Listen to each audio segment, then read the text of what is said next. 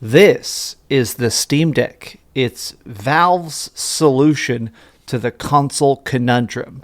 Here in the United States and in a lot of parts of the world, it feels like people are really obsessed with console gaming. Not just the console wars, but typically people will only buy games on their preferred device, whether it is the Nintendo Switch or the PlayStation 5. But it feels like what they're trying to do is open people's eyes to the ease of PC gaming. This device is incredibly simple to use. The buttons when you play these games, they auto-configure. Installing stuff is as easy as signing into your Steam account and just clicking install. I mean, this thing is just so, honestly, easy to approach, even as a person like me who typically only plays on game consoles. Well, today I want to reflect on the Steam Deck because it's been an entire year since this very expensive gadget initially came out. I bought mine a couple months after launch, but ever since I got it, I've been playing it pretty much every single day on road trips, at home, while trying to travel a bit. I think the system is honestly a big step forward for all of PC gaming. But I do want to mention the couple aspects I hope can be improved. But let's talk about that. What's up, gamers? DreamcastGuy here. Hi, hope you're having a great day. If you could like this video and subscribe if you haven't already. Now, I do want to start this video off by mentioning that every bit of gameplay you're seeing here was all directly recorded from the Steam Deck. I do have to say that perhaps the most impressive aspect of this to me, the longer I play it, is just the raw processing power of such a tiny gadget. This thing is nearly $500 if you get the upgraded model. I paid $80 for the deck itself that lets you basically play this thing on the TV. It's called the Steam Deck Dock. But even still, while playing this, the graphical capability for something that feels about the size of a tablet is staggeringly great. And additionally, I think it's interesting that the Steam Deck is truly a microcomputer. It has a desktop mode. It allows you to mod it. It allows you to install ROMs and emulators. It allows you to tinker with the raw assets of the game itself to create custom startup screens or even just tinker with particular details of your save file. This is a computer first and foremost. But what I'm actually in love with is still just the out-of-the-box experience. I'm not a particularly technologically advanced guy. I know how to edit videos, obviously. I know how to get on my computer and play games. But a lot of times, once it starts to come down to trying to tinker with specific graphical levels and VSync and different resolution scales, that stuff kind of loses me. I think what I have loved most over the course of the last couple months about the Steam Deck is that everything is so dang automatic. Like, as just a person that only really plays games, typically hundreds of hours a week on consoles, I love the fact that everything now is being built for the Steam Deck. I mean, I feel like we're almost having a second indie renaissance because now, whenever I'm actually trying to play stuff, even games, big AAA stuff, of course, like Sonic, is going to look and play great on the Steam Deck. But it's so cool to me that I can install weird, random artsy games and just instantly it recognizes the buttons, it recognizes the optimal graphics settings. I mean, it just feels like this is the perfect approachability I have always wanted with PC gaming. Now, the main computer I game on, this one that I actually edit videos with, is incredibly powerful. It can play a lot of games at ultra graphics, but I kind of appreciate the fact that I can just play card games, Final Fantasies and stuff easily on my Steam Deck. In fact, I've actually gone through and beat every single Final Fantasy Pixel remaster. Now, from a technical aspect, this is about the power of a PlayStation 4, which for that $500 price tag sounds a bit steep for such limited graphics, but I will say that on this 7-inch screen, it seems insane. Like, that level of depth and detail to this stuff is truly freaking awesome.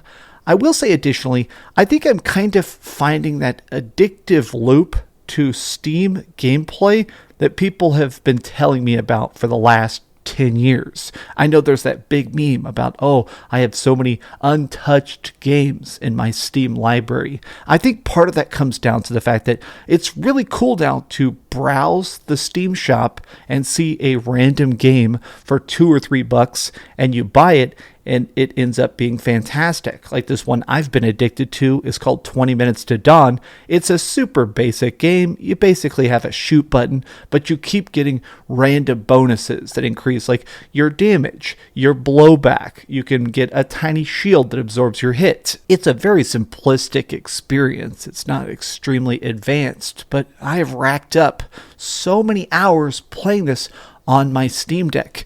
Additionally, I do like the functionality of Steam Cloud saves. I can play something on this all day long. Just, plug it in, get my remote battery pack, and start to play it on a road trip. I don't drive, so a lot of times if I'm Ubering to a friend's house and they live far away, I'll bring my Steam Deck. And while I'm in the car, it's cool that I can just grind and level up, plug in my headphones and play some rhythm games and puzzles and stuff like that. And then when I come back or I connect to Wi-Fi there, it automatically updates my cloud save. So I can just come home at the end of the day and play it on my supercomputer, and it's automatically transferring over all of my progress. This sounds tiny, but really I cannot overstate how easy this is to just love. I've been going through all these Final Fantasy games, and it's so cool to just be playing classic Final Fantasy on my big, huge TV, and it works so well. Now, the Steam Dock itself, this ability to actually just plug it in, this is something I was hesitant to buy at first because I kind of thought, okay, I'll just play my PC when I'm at home. Why would I play it docked? I do like the docked experience because you can sync any controller to it pretty much. I've been playing it with the PlayStation 5 controller. This is my Steam Deck controller. That's all I use it for.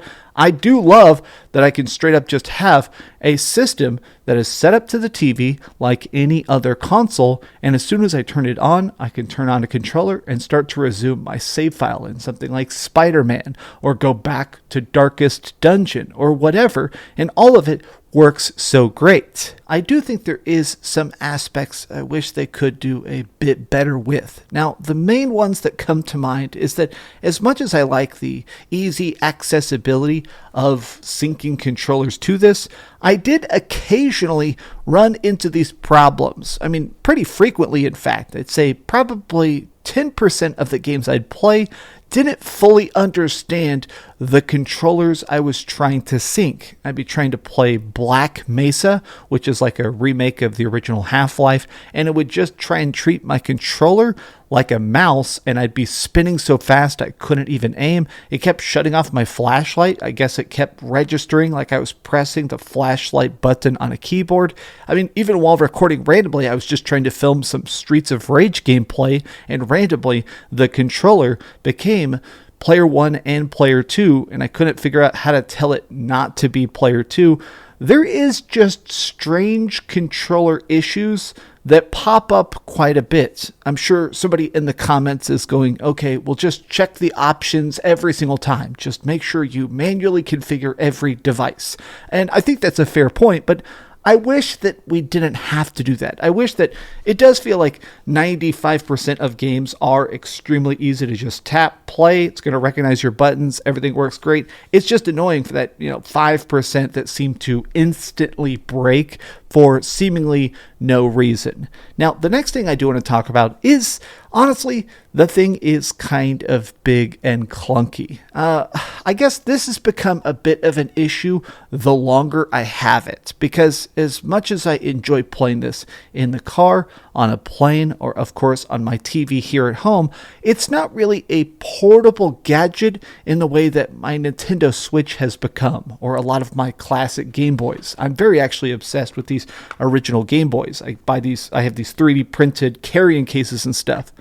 for my old school Game Boys, because I really believe in the importance of portable gameplay, being able to take an experience on the go.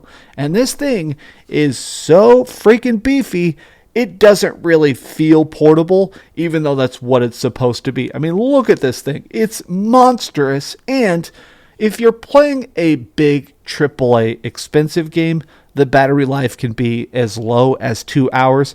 I haven't really been playing a lot of big AAA stuff. I've mostly been playing a lot of Vampire Survivors and stuff on it. I've been playing a lot of roguelikes and cool indie experiences, which for this is absolutely perfect. I just wish that battery life could be the tiniest bit better for those big AAA games, because if they run, I wish they ran, for longer than 90 minutes. Now, the final problem that I've seen people talk about, which I think is an interesting criticism, is I have seen specifically some Ultra Nintendo Switch fans claim the Steam Deck is a failure until you can buy it at Walmart. I believe this criticism is the fact that the Steam Deck is still not fully available. For the most part, if you want to buy one, you can find one relatively easy. They restock them pretty much, every week or so you'll find another big batch of them on Valve's official website,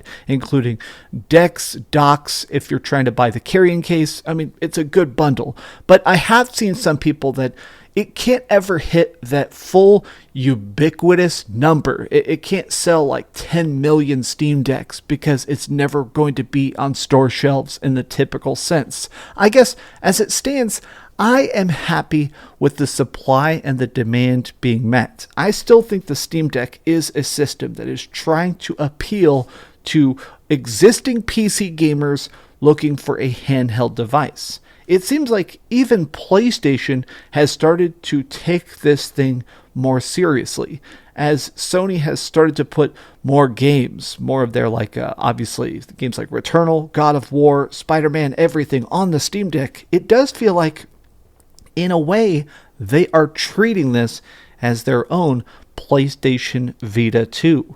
I think the Steam Deck is selling as good as it needs to be. If they make a revision of this that actually has slightly more power, a better battery life, I'd probably scoop it up, simply because this thing is already just so freaking great. As a console gamer that is new to PC gaming, this thing is a dream come true. If you've been on the fence, if you have honestly the big chunk of change laying around for it, the Steam Deck is a great freaking time. 1 year later, I can't imagine living without it. But what do you guys think about the Steam Deck? Do you really believe this is good for all the indie games? Does it seem too dang expensive? Which honestly is a fair point. Tell me your thoughts in the comments down below. And if you could, give this a thumbs up, share with your friends, and subscribe if you haven't already. And please keep dreaming. Alright, back to Metal Slug.